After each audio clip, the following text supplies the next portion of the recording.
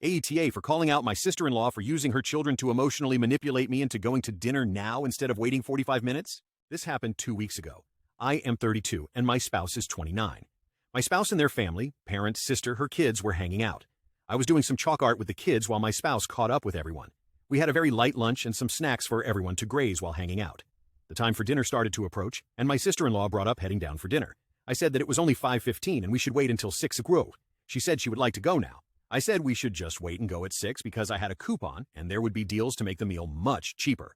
The difference being from estimated $175 to under $75. We had already offered to pay for dinner before they arrived.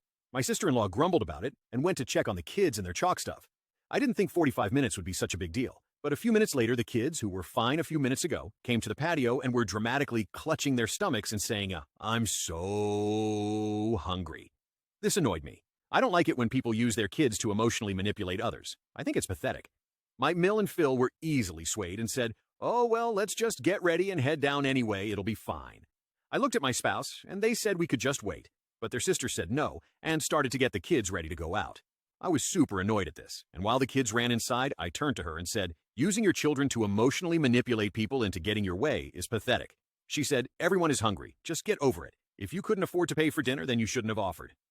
I do get she has a point that we offered, but is asking for just 45 minutes seriously that big of a deal to have her try to use her kids like that? I would think most family would want to help each other save a little money. Am I wrong? Hi everyone, I am editing this now since I think I got a lot of good responses. It seems that I just didn't know that by having people over at our house if was an official event that required hosting. And children don't eat sandwiches anymore, so I need to get catering or something. If I do it again? Boy, you guys did not think this was as funny as I did. IDK, I'm learning a lot about different families and stuff, like sandwiches aren't real food.